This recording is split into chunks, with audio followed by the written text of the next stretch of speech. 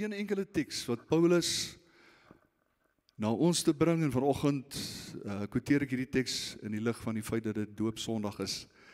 En hierdie boodskap is eerstens, vanmôre wil ek sê, vir ons doopkandidate. Ons het so 'n lekker tydjie gehad, ons bymekaar gekom het, in die week gepraat het oor baie van die gedagtes wat julle vandag sal hoor, was ook deel van ons gesprek gewees, maar is eerstens vir die doopkandidate. Tweedens, vir almal van ons as gelowiges. God se woord, maak nie saak hoeveel keer ons dit al gehoor het nie, is elke dag van toepassing op almal van ons lewens. En dan glo ek ook, sal dit ook 'n woord wees vir diegene wat nie hier is vanmôre nie, wat op die aanlyn uitsending sal luister. En lees saam met my Romeine 6 vers 4. Paulus sê, ons is dus saam met hom begrawe deur die doop in die dood, sodat net soos Christus uit die dode opgewek is, deur die heerlikheid van die Vader, ons ook so in 'n nuwe lewe kan wandel. Net tot sover. Nou die titel van my boodskap vanmôre, 'n eenvoudige vraag, 2 woorde. Wat nou? Wat nou? Nou ek dink baie van julle dalk gedink ek gaan nou praat dalk miskien oor wat nou. Ons is nie weggeraap na die hemel toe nie, soos wat baie gehoop het. Ek het ook gehoop ons sal weg wees om al die gebrokenheid agter te los, maar is duidelik dat die Here nog 'n plan het met sy kerk en hierdie eindtye en die tye is nie in sy hande nie. Maar die vraag wat nou wil ek antwoord vanmôre vir ons doopkandidate en ook vir jou as 'n kind van die Here. Wat nou? Wat nou dat ek Jesus aanvaar het, nou dat ek hom aangeneem het en dat hy die Here van my hart en ook my lewe geword het. En natuurlik weet ons dat ons pad met die Here begin by daai dag wat ons kniel by die kruis, by bekering, by wedergeboorte. Die dag wanneer die Here in sy genade, deur sy gees, die oortuiging bring dat ek verlore is en wanneer ek tot daai diepe besef van sonde en verlorenheid kom en ek sê, Here, ek kan myself nie red nie. Hierdie sondige natuur waarmee ek deur die lewe gaan, kan nooit die goeie voortbring nie. Dis alleenlik as iets hier diep in my hart gebeur. My hart moet nuut gemaak word. Dis net die Heilige Gees, net die Gees van die Here wat die hart van vlees, die hart van klip hier kan uithaal en 'n nuwe hart in ons binneste insit. Natuurlik metafore wat die Bybel gebruik, beelde om te beskryf daai werk van verandering wat net die Heilige Gees in ons lewens kan doen. En dan wanneer ek gereageer het op die roepstem van die Here en ek sê, Here, ek maak my hart oop, kom woon in my, kom was my skoon, vat my sonde skuld weg, wederbaar my, ontsluit hierdie goddelike natuur binne in my wat U wil dien. Wanneer ons dit gedoen het, by die kruis gekniel het, ons het baie maniere om te praat daaroor, ons lewe vir die Here gegee het, ons harte vir hom gegee het, is die eerste ding wat die Bybel vir ons sê, wat ons moet doen, is ons moet onsself laat oop. Dis 'n bevel, dis 'n opdrag, wat die Here vir ons baie duidelik in die woord van die Here gee. En dan natuurlik, die wonderlike voorreg vir ons om dan ook te kan aanspraak maak op die belofte van die Heilige Gees, die volheid van die Heilige Gees. Nou weliswaar as ons wedergebore word, dan word ons gees lewendig, ons ontvang die vermoë om met God te kan kommunikeer en daai middelmuur van skeiding is weggeneem, maar daar is meer. Daar is ook 'n vervulling met die Heilige Gees, daar is ook 'n doping met die Heilige Gees waarvan die Bybel praat, waar ons die volheid, die krag ontvang om effektiewe getuies te wees in die wêreld waarin ons leef. Maar vanmôre vir ons as gelowiges en vir ons as gelowiges wat lank op die pad is dit weer so 'n bietjie van 'n reminder om vir onsself te vra, getuig my lewe nog van dit wat die doop verkondig?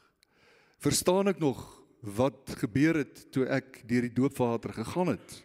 En natuurlik vir die ouens wat vandag gedoop word, wil ek julle herinner daaraan dat ons moet besef dat die doop is nie die klimaks, dis nie die uiteinde van ons reis, ons geloofsreis saam met die Here nie. Dis net die begin. Dis net die begin.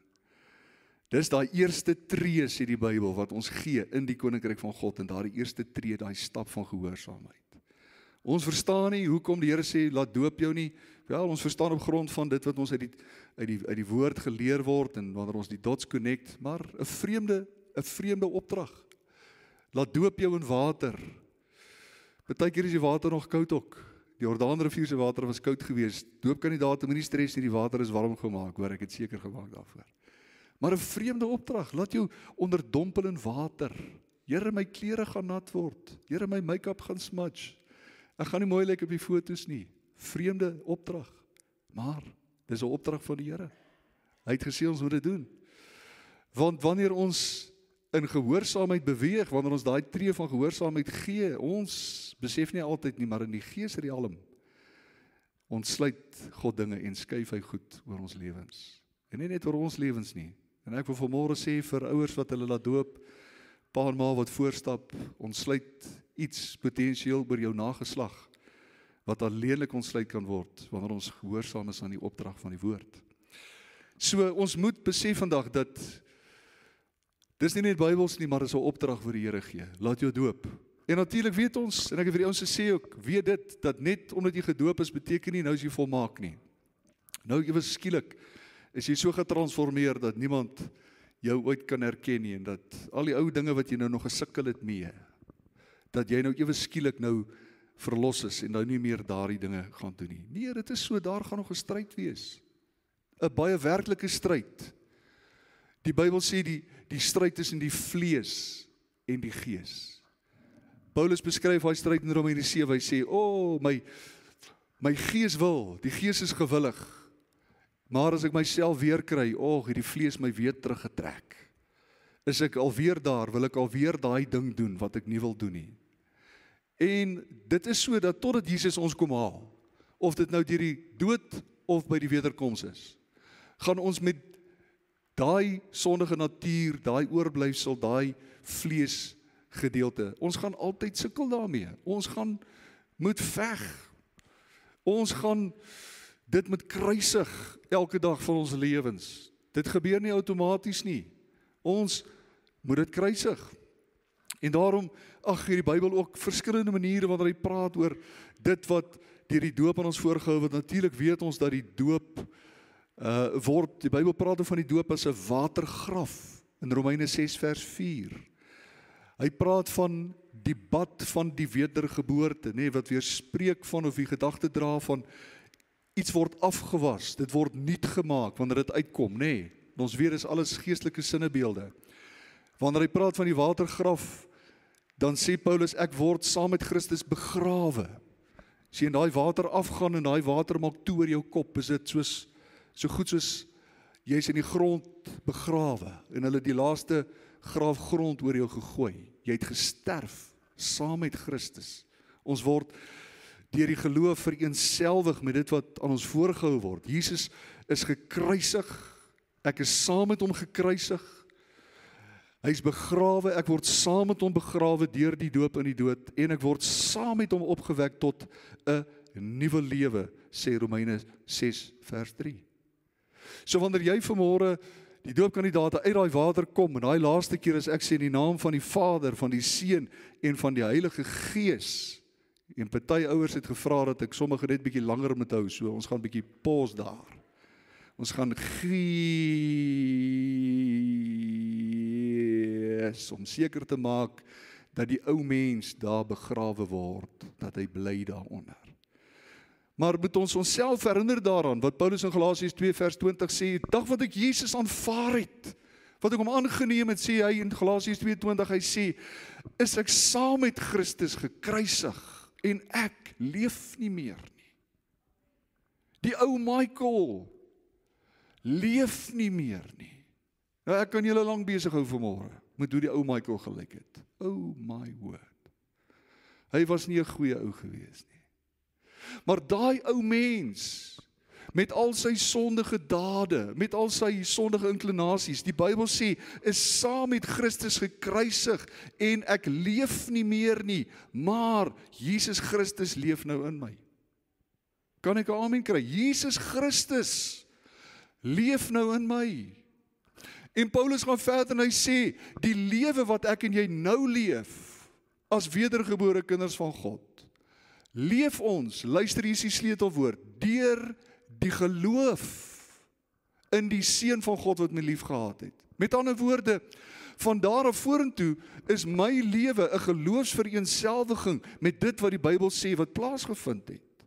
Ek moet glo dat die Bybel sê, ek is saam met Christus gekruisig.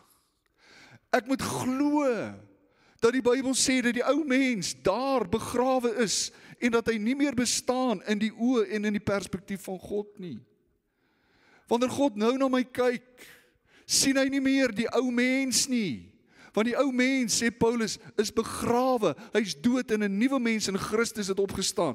'n Nuwe identiteit en hierdie nuwe mens word nuwe dinge toegereken, wat nie net 'n abstrakte toerekening is nie. Wanneer God na jou kyk as wedergeborene, sien hy nie meer die ou mens nie, hy sien slegs die nuwe mens wat jy nou in Christus is. Die Bybel sê dit in 2 Korintiërs 5 vers 17, hy sê, daarom dan as iemand in Christus is, dan is hy 'n nuwe skepsel.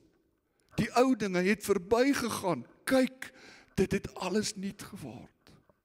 Seker die mooiste verduideliking in die Griekse grondtaal, en ek is so lief om dit te quoteer wanneer hy praat van 'n nuwe skepsel. Die woord in die Grieks is die woord kainos. Dit beteken, dit verwys na die volgende 3 dinge. Something that has never existed before. It is not according to the custom. It is never been revealed or unveiled. It is brand new. Jy's 'n nuwe skepping, you're a brand new creation. Wanneer God na jou kyk, sien hy nie meer die ou mens nie. Hy het gesterf. 'n Nuwe Christus identiteit is opgewek deur die doop in die dood. En daarom is dit nie net 'n leerritueel nie, dit verkondig iets vanmôre. Dit sê, ek het verander. En die verandering in my lewe het nie gekom omdat ek harder probeer het nie. Die verandering het gekom omdat Christus 'n werk in my geesmens gedoen het. En daai gees wat dood was vanweë die sonde, daai harde hart wat sy eie pad wou loop, wat sy eie kop wou volg, wat nie wil doen wat die Here sê nie. Daai hart het hy uitgehaal en hy het hom 'n hart van vlees gemaak, 'n hart wat wil doen, wat wil tevrede stel, 'n hart wat wil lief hê. Dis die wonderwerk van die wedergeboorte. Ek wil vandag vir julle sê, die grootste wonderwerk van wonderwerke wat God in 'n mens se lewe kan doen, is die wedergeboorte. Die wedergeboorte. Ons kan gesond gemaak word van siekte, weliswaar, maar ons kan later weer siek word. Ons kan 'n finansiële krisis hê, die Here kan dit vir ons verligting bring, maar ons kan later weer 'n finansiële krisis hê. Maar die wedergeboorte, wanneer dit gebeur, broers en susters, dit is 'n wonder van wonders, wat jou verhouding met God ewe skielik herstel word. Die middelmuur van skeiding van sonde word weggeneem. Jy kry 'n nuwe identiteit in Jesus Christus en raai wat, hy gee aan jou en my die ewige lewe en hy sê ek sal dit nooit weer van jou wegvat nie. Daai sekuriteit wat ons in Jesus het, dis die wonder van die wedergeboorte. En daarom moet ons besef vanmôre dat wat hierdie jong kandidaat vandag deurgaan, is nie die eindresultaat van geloof nie. Dis alleenlik die begin, dis die wegspringplek van jou en my geloofswandel met God. Dis waar jy en ek begin om te leer wat dit beteken om in gehoorsaamheid te leef. Leer wat dit beteken om geestelik te groei. Om nou te beweeg van 'n ou klein babietjie wat melkies drink, wat purity eet, na 'n gelowige wat in staat is om die dieper dinge van God se woord te verstaan en die Heilige Gees toe te laat om in ons lewens te werk, dat ons kan groei, uiteindelik kan opvas tot by 'n plek van volwassenheid waar ons vaders en moeders in die Gees kan word. Manne en vroue wat sodanig gegroei het en toegerus is deur die Gees van God en deur die woord, dat ons nie net sy volgelinge sal wees nie, maar dat ons disipelmakers sal wees, wat in staat is om ander mense van die Here te leer. Amen. Is dit nie wat Jesus gesê het in Matteus 28 vers 19? Hy sê, gaan dan heen, maak disipels van al die nasies, doop hulle in die naam van die Vader, die Seun en die Heilige Gees, en hoor wat sê hy, en leer hulle om alles te onderhou wat ek julle beveel het. En ek wil vanoggend vir almal van ons hier sê, almal van ons boeties en sissies, my boetas en sissas, ek praat nie vanmôre af op julle nie, ek saam met julle in hierdie geloofsboot. Om die Here te dien van hier af vorentoe, vra 'n keuse van jou en my. Dis 'n besluit wat ek en jy elke dag moet neem. Ek kan dit nie vir jou doen nie, ek kan jou aanmoedig, ek kan vir jou preek, ek kan vir jou toerus, ek kan vir jou boodskapies van bemoediging stuur. Jou ma en jou pa kan dit nie vir jou doen nie. Dis 'n keuse wat jy moet maak elke dag van jou lewe om te sê, ek het besluit om die Here te dien. Ek het besluit om die Here te volg. Laat my dink aan Josua. Aan Josua 24, Josua is oud. Hy het die Here gevolg, hy het die Here gedien sy hele lewe lank en hy het goed gedoen om die volk te lei. Hy het gewandel in die weë van die Here, hy was gehoorsaam tot op die einde. Nou kom hulle daar by Sichem, die plek van verbondsluiting. En nou staan die volk daar en hy besef sy tyd op aarde is min. Nou praat hy met hulle en sê vir hulle, luister hier, kerels, ek is op pad na die langbome toe. Nou Afrikaans se parafrase, julle weet wat ek bedoel. Ek het alles gedoen wat ek kon doen. Ek het julle in die beloofde land ingeneem. Hier is ons nou, die volk van God. Hy sê, maar nou, binnekort gaan ek nie meer saam met julle wees nie. En nou wil ek hê julle moet indringend luister na wat ek sê, want as ek nie meer hier is nie, dan kan julle nie meer staat maak op dit wat ek bied, op my leierskap en die manier waarop ek voorloop nie. As ek weg is, moet elkeen van julle vir hulle self besluit, wil ek die Here dien of wil ek nie die Here dien nie? Gaan ek die afgode volg en dien? En daardie dae het 'n ander afgode gehad. Vandag het ons eie soortige afgode. Vandag is die name net nie meer Mesopotamië nie. Dis nie meer Kanaan en Egipte nie. Vandag is dit al die invloede wat in ons wêreld deur die televisie, media, op welke wyse in ons lewens te kom. En dis 'n keuse wat ek en jy moet maak om te sê, gaan ons die Here volg of gaan ons die wêreld dien? Gaan ons gehoorsaam wees aan wat die Here vir ons sê, of gaan ons nou maar net saam met die stroom van dit wat so aanvaarbaar geword het, gaan ons saam met daardie stroom beweeg? En ek wil vanoggend verder gaan, ek vir jou sê, die hoogtes wat jy in die Here gaan bereik, van hier af vorentoe, gaan nie afhang van die Here af nie. Dit gaan van jou afhang en jou bereidheid om jou lewe aan die Here te wy. Dit gaan afhang van wat jy bereid is om op die altaar te lê vir die Here. Hy het alles reeds gedoen vir jou en my. Dink daaraan. Efesiërs 1 sê, hy het ons in Christus geseën met alle geestelike seëninge in die hemele. Hy het niks teruggehou nie. Hy het sy kosbaarste nie teruggehou nie. Hy het vir jou gesterf aan die kruis. Hy het redding vir jou moontlik gemaak. Hy het ons verlos. Hy het aan ons toegereken geregtigheid, heiligheid, wysheid, alles wat ons ooit kon nodig hê. Hy het sy woord vir ons gelos. Die wonder van hierdie woord wat oor duisende jare heen behoue gebly het, van die eerste inskripsie van Moses af tot vandag toe, is 'n wonderwerk in sigself. Hy het aan ons die Heilige Gees gegee. Hy het aan ons die kerk gegee in Suid-Afrika. Broers en susters, ons is so bevoorreg. Hier's geen vervolging nie, min tot geen vervolging nie. Ons kan op 'n Sondag kerk toe kom sonder dat enigiemand ons verhinder om kerk toe te kom. Al wat ons verhinder miskien is die wekker nie afgegaan het nie, of hoogstens as dit nou regtig hard reën. Dis die grootste verhinderinge wat ons het. Hy het aan ons die kerk gegee. Hy het aan ons sy woord gegee. Hy het aan ons die Heilige Gees gegee. Hy het aan ons medegelowiges gegee. Hy het aan ons sy koninkryk gegee. Die bedieninge, die gawes, alles aan ons gegee. Daarom wil ek weer sê vanmôre, die hoogtes wat ek en jy in die Here gaan bereik, gaan nie net van hom afhang nie. Dit gaan van jou bereidwilligheid wees om jou lewe op die altaar te lê en jouself aan die Here en aan sy voorneme te verbind. As ons dink aan die ryk jongman in Markus 10, hy het na Jesus toe gekom met baie goeie bedoelings, maar toe Jesus hom vra om alles oor te gee, het hy bedroef weggegaan, want hy wou nie die besluit neem nie. Daar was nog te veel dinge in sy lewe wat hy aan vasgehou het, te veel afgode. Maar as ons bereid is om daai dinge prys te gee en ons lewens in lyn te bring met wat die woord van die Here sê en die leiding van die Heilige Gees, is daar geen hoogte wat ek en jy vir die Here nie kan bereik nie. Die Here soek net 'n gewillige hart. Hy soek nie 'n perfekte hart nie. Luister vanmôre mooi. Hy het nie kom sterf vir perfekte mense nie, anders het hy verniet kom sterf. Hy het juis kom sterf omdat ons nie perfek is nie. Hy het juis kom sterf aan 'n kruis omdat hy geweet het ons kan dit nie op ons eie doen nie. Ons kan nie. Ons kan nie die wet onderhou nie. Op my beste dag kan ek dit nie regkry nie. Iemand van 'n ander denominasie, ek sal nou nie name noem nie, wat klaarblyklik 9 van die 10 gebooie hou, en op 'n ander dag kerk toe gaan, as wat ons kerk toe gaan, sê eendag vir my, wel, die enigste verskil tussen julle en ons is dat ons al 10 van die 10 gebooie onderhou en julle net 9 van die 10. Ek sê, my broer, jy verstaan nie, op my beste dag hou ek nie 4 nie. En as jy jouself hoor skat as dit, dan is jy besig om jouself te flous en te mislei. Want soms kry jy dit dalk beter reg as die dag van tevore, maar die dag daarna kom jy agter, jy kan dit alleenlik doen met die hulp en die genade van die Here. In afhanklikheid te leef van hom. Om staat te maak op Christus in my.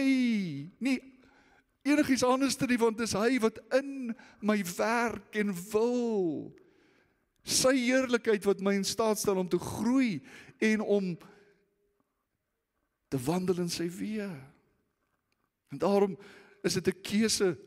Luister hier vanmôre, na 20 jaar, amper 20 jaar in die bediening, baie jare wat ek deel is van die kerk, is daar geen ander formule nie, daar is geen ander resolusie nie, as ek dit so kan noem nie. Dis waarop dit neerkom, dit hang van jou af. God het reeds alles gedoen. En hy wil hê jy moet groei, hy wil nie jy moet bly daar by melkies nie. Hy wil nie hê jy moet bly daar by purity nie. Hy wil nie hê jy moet bly by die begin van dinge nie, maar jy moet oorgaan na die volmaaktheid toe. Hy wil hê daar moet groei in ons lewens wees. Die Bybel sê vir ons in Hebreërs 5, en hy kom eintlik so 'n bietjie met 'n en ek weet nie of, ek glo nie dis sarkasme nie, ek dink dis maar net 'n baie direkte stelling op 'n mooi manier, waar Paulus in Hebreërs 5 sê, hy sê, terwyl julle vanweë die tyd wat julle die Here dien, al almal leraars behoort te gewees het. Almal van ons, wat lank al die Here dien op die pad is. Paulus sê, ons moes almal al leraars gewees het. Almal, hy sê, maar nou het ek weer nodig om terug te gaan na die begin van prediking toe. En ons moet weer by die mees elementêre dinge begin.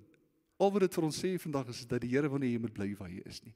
Luister, hy is lief vir jou net soos wat jy is, maar hy wil nie jy moet bly net waar jy is nie. Hy wil jy moet groei. Hy wil hê jy moet sy beeld verteenwoordig. Hy wil nie ons met jaar in en jaar uit met dieselfde goed worstel en toelaat dat die duiwel ons huise breek, ons lewens kneus en vernietig nie. En hey, ek weet dis nie maklik nie. Dis nie simsalabim en kom net vorentoe en ek bid vir jou en voila, daar gaan jy huis toe en jy's reg nie. Dis harde werk. Dis dissipline om die Here te dien, geestelike dissipline. Paulus sê vir ons in Hebreërs 5 vers 14, hy sê, volwasse gelowiges het hulle sintuie geoefen.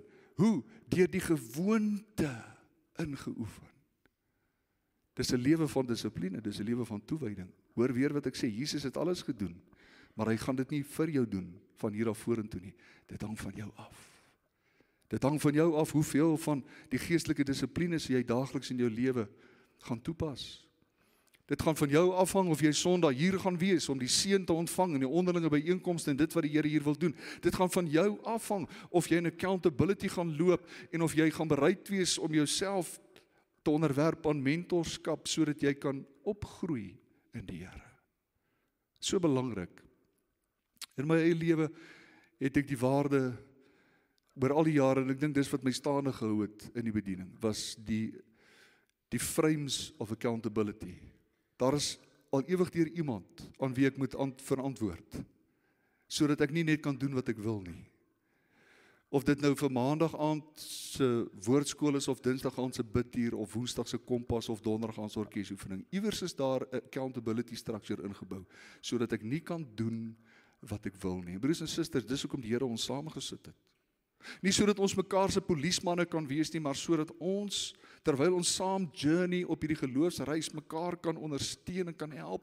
Want weet jy wat, ek sien partykeer iets in jou lewe, en ek besef, hey, die vyand is begeerig. Hy wil jou vernietig.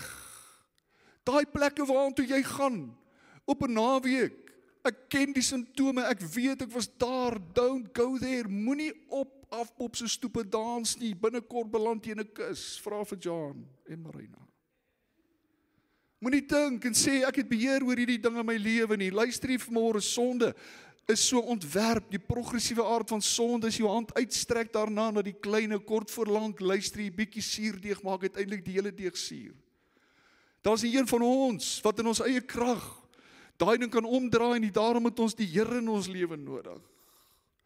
En ek weet, hierdie goed het hou vas gekry op ons lewens, dikwels nie omdat ons weersinnig was en omdat ons gesê het, man, ek wil die Here teleurstel nie. Ek ken daai roete, groot word jare, blootgestel, my voorgeslagte, my pa, my oupa, my ouma, hierdie goed was aan my gemodelleer, ek weet nie van beter nie, ek het hierdie goed in my onwetendheid gedoen, en het 'n houvas op my lewe gekry, en ek het in hierdie baan, myself in hierdie baan bevind, en hierdie baan bring net vernietiging, die vyand kom en hy steel, hy slag, hy verwoes, daar deure in my lewe oopgegaan, ek is nie onwys om te dink, dat dit eendimensioneel is nie, trauma, kinderjare, gemolesteer, deur 'n oom, deur 'n oupa, deur 'n persoon wat naby was, 'n deur wat oopgegaan het en Satan het ingekom en iewers het hy 'n vatplek hier binne gekry. Dit was die dood van 'n geliefde, dit was verliese wat ek nie verwerk het nie en ek het nie geweet, Here, hoe kom ek uit hierdie spiraal, hierdie goed wat my vashou nie. My huweliksmaat het my seer gemaak, gekwes, teleurgestel, my versaak, my verlaat, my verraai, en ek is in pyn gedompel, en ek kom nie uit nie, maar die Here kan jou uithaal, die Here kan jou uithaal, hy het my uitgehaal, hy kan jou uithaal, hy het my die moddersluk uitgehaal, ek was op 'n pad van vernietiging op 'n stadium in my lewe, baie jare terug, maar die Here het my uitgehaal, maar ek wil vanmôre vir jou sê, die Here gaan dit nie net op sy eie doen nie, jy moet die Here toelaat in jou lewe. Jy moet luister, jy kan nie aangaan soos jy aangaan nie, daar moet 'n punt kom waar jy sê tot hier toe en nie verder nie. Jy moet bereid wees om die harde werk in te sit vanmôre. Dit gaan nie net magically gebeur nie. Luister, Satan is begeerig om gesinne te verwoes. Hy wil jou toekoms vernietig.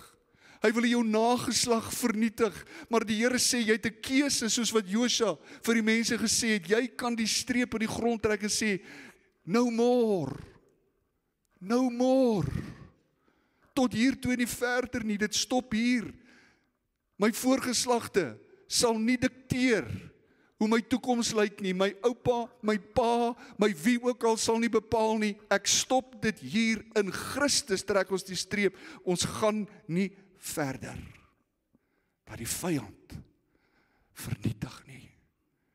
Pa, ma, dis jou keuse, en die Here wil jou help. Die Here wil jou help. En hy is hier vanmôre, en in baie van ons, meeste van ons lewens is hy reeds 'n werklikheid geword. Maar ons moenie die Heilige Gees blus nie. Ons moenie hom bedroef nie, ons moenie hom dooddruk nie. Hy is ons vriend, hy is ons helper, sonder hom het ons niemand nie. Sonder hom het ons niemand nie. In 2 Petrus 1 vers 5 tot 8, ek is klaar. Hoor wat sê Petrus, hy sê baie interessante dinge, en ek het vermeld, vlugtig dit vermeld verlede week, en as jy jou Bybel het, kan jy daartoe blaai. 2 Petrus hoofstuk 1 vers 5 tot 8. Sê Petrus 'n baie kragtige, maak 'n baie kragtige stelling. En as ons hierdie ding kan snap, gaan ons besef dat die Here wil die goeie werk wat hy in ons begin het, wil hy volëindig. Maar ons moet saam met hom werk. Dis 'n samewerking, dis 'n medewerkersverhouding. Daarom word dit 'n persoonlike verhouding met God genoem. Persoonlik.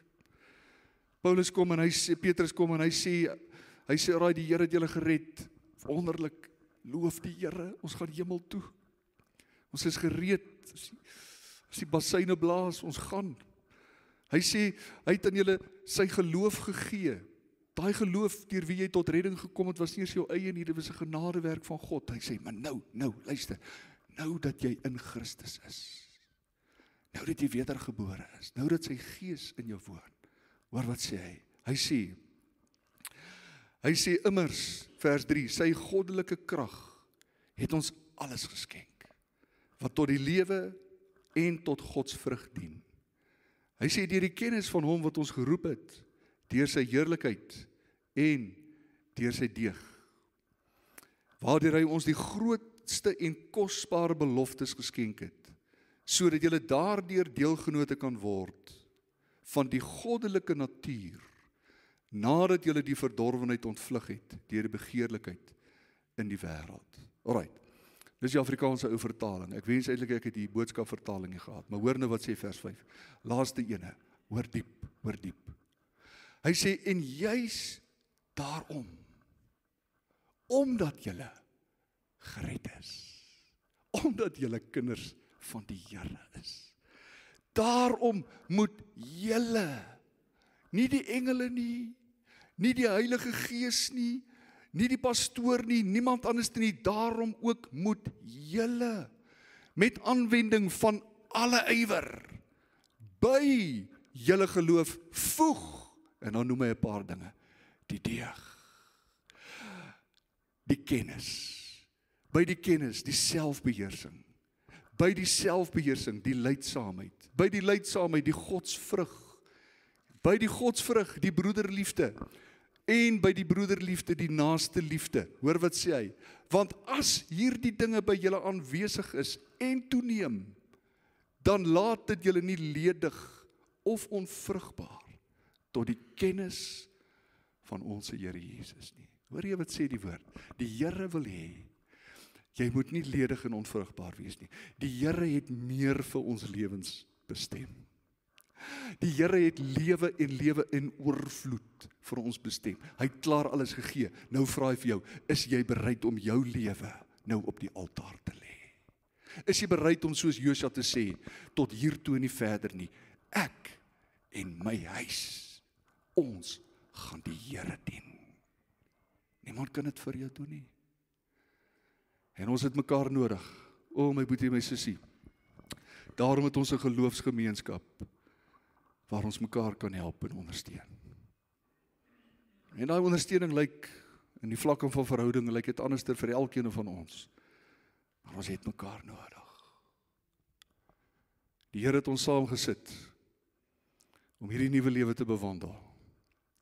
En hy het beloof dat hy met ons sal wees. Vir ons doopkandidate vandag, luister, die doop is nie die eindpunt van jou geloof nie, dis die eerste tree, dis jou beginpunt van gehoorsaamheid in die koninkryk van God. Die ou mens is begrawe, jy is opgewek saam met Christus, en nou moet jy reken dat jy dood is vir die sonde en lewend is vir God. Ek wil vra dat ons sommer net die oë net sal sluit, net so waar jy sit net vir 'n oomblik.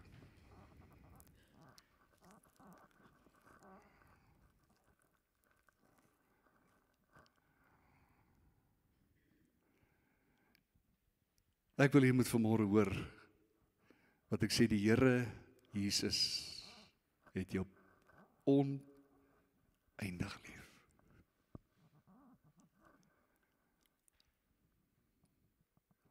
En ek weet hier's van ons wat vanmôre hier sit. Ek ken daai verhaal, I've been there. I can honestly say, I've been there. Hier's van ons wat vanmôre hier sit, vasgevang in bande van sonde. En jy sê, Here, ek kan nie. Ek het al so hard probeer. Ek kom nie daaruit nie.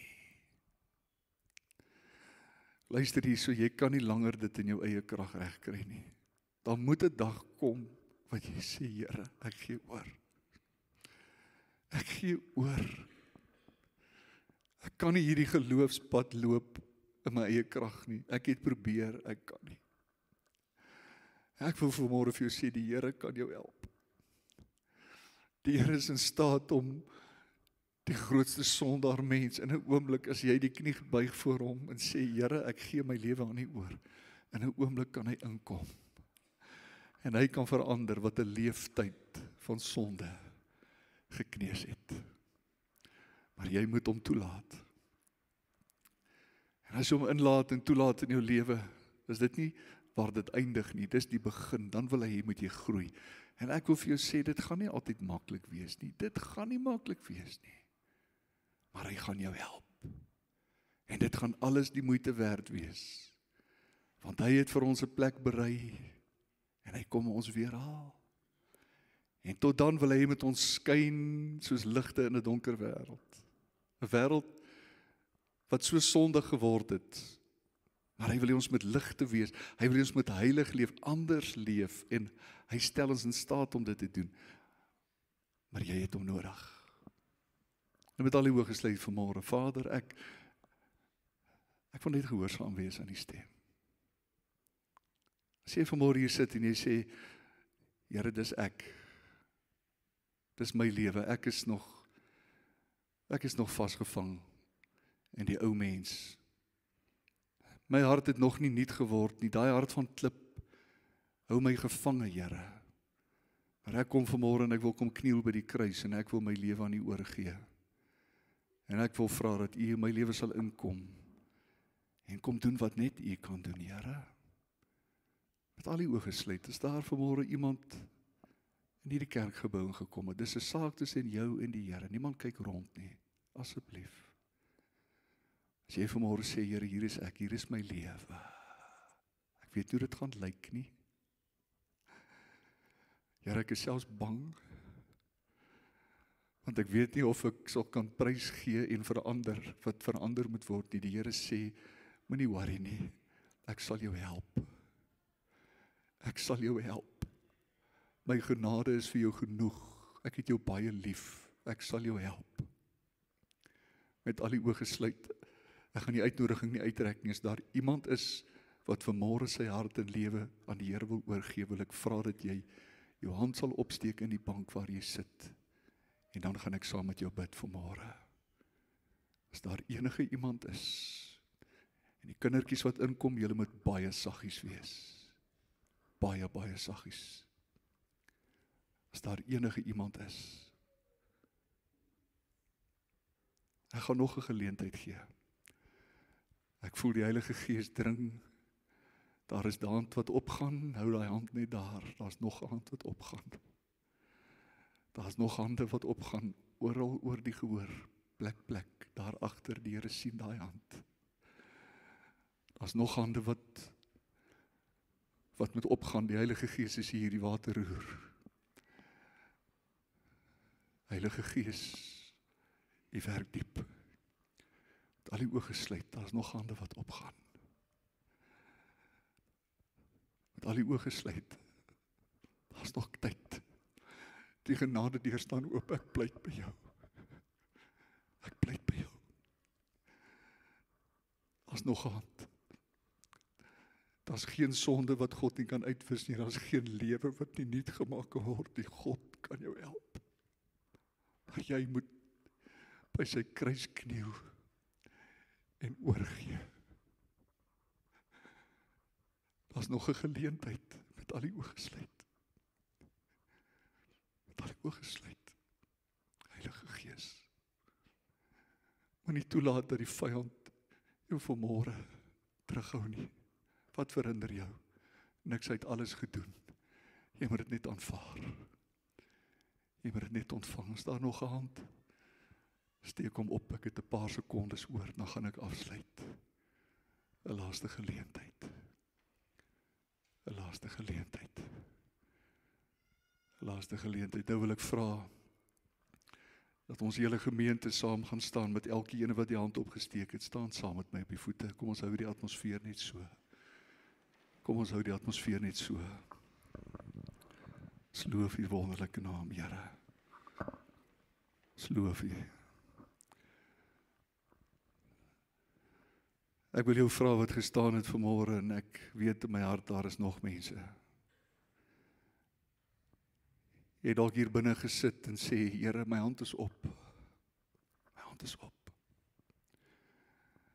Want die Heilige Gees het my oortuig van sonde, geregtigheid en oordeel. Ek kan nie langer op my eie nie. Ek het U hulp nodig. Jesus, my redder, kom red my. As dit jy is vanmôre, wil ek hê dat jy in jou hart saam met my gaan bid. En ek wil elke ander persoon vanmôre vra om dit saam met my te bid.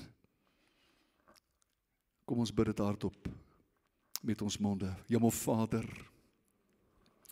ek kom na U net soos wat ek is. Here, U woord sê ons almal het gesondig. En dit ontbreek ons aan die heerlikheid van God. Ek kan myself nie red nie. Ek is verlore vanweë my sondige natuur.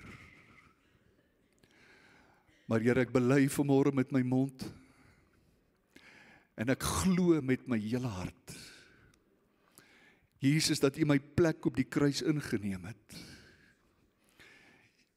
U het die straf vir my sonde betaal. Dit was ek wat daar moes hang. Maar U het my plek ingeneem. U was ter wille van my oortredinge deurboor.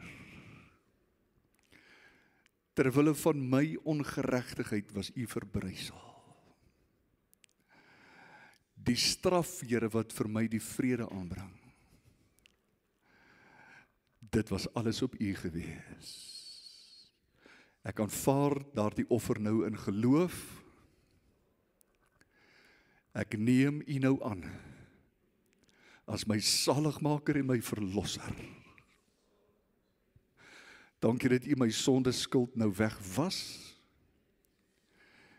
en dat die woord sê dat U daaraan nooit weer dink nie. Dankie dat U my Vader nou is en ek 'n kind van die lewende God genoem kan word. In die naam van Jesus Christus bid ons dit. En ons dank U daarvoor, Here. Amen.